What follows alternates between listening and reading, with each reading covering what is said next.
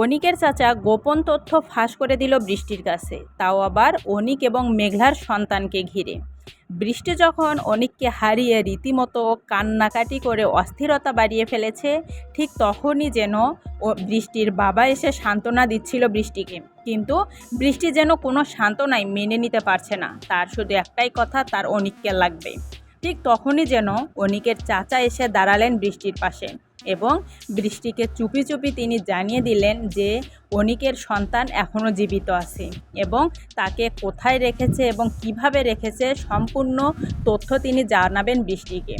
রীতিমতো যেন অনিকের চাচার মুখ থেকে এমন কথা শুনে বৃষ্টির কান্না থেমে গেল এবং বৃষ্টি তখন অনিকের চাচাকে জিজ্ঞাসা করলো, আপনি কিভাবে জানেন অনিকের সন্তান তো মারা গেছে?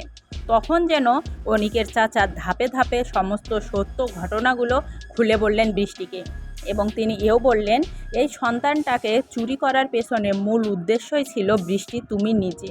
কারণ তোমাকে আমরা অনিকের সঙ্গে দেখতে চাই, আমরা তোমার ভালো করতে চাই, যে কারণে তোমার হয়ে আমি এমন কাজ করেছি। তখন যেন পাল্টা প্রশ্নে বৃষ্টি জানতে চাইল এই সন্তানটি কোথায় আছে এবং অনিক কিভাবে আমার কাছে ফিরবে।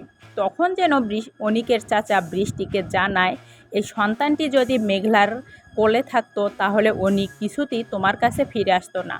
যেহেতু সন্তানটি সবাই জেনে গেছে যে মারা গেছে, সেহেতু অনিককে দোষারোপ করছে মেঘলা এই সন্তানকে নিয়ে, যে কারণে অনিককে কোনোভাবেই মেঘলা আশ্রয় দেবে না তার বাড়িতে। অনিক আবারও পাল্টা ফিরে আসবে তোমার বাড়িতে। এমন কথা শুনে যেন রীতিমতো মনে মনে একটু স্বস্তি পেতে লাগলো বৃষ্টি। কারণ বৃষ্টি এটা ভাবতে লাগলো যে তাহলে অনিক হয়তো আমার কাছে এবার ফিরিয়েই আসবে। এমনই একটি পর্ব আসতে চলেছে গরিব ঘরের রাজপুত্র নাটকের সামনের এপিসোড জুড়ে।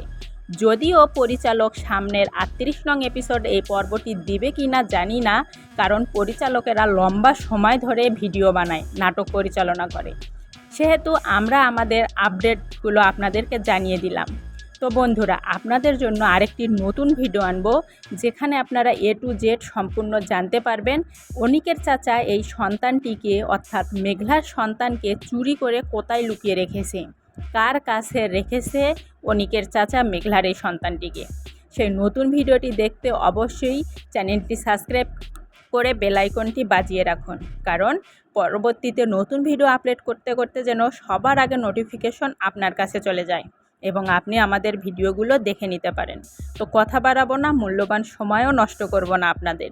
কে কোন জেলা থেকে আমাদের ভিডিওটি দেখলেন অবশ্যই কমেন্টে জানিয়ে রাখবেন এবং ভিডিওটি লাইক, কমেন্ট, শেয়ার করে পাশে থাকবেন। ধন্যবাদ।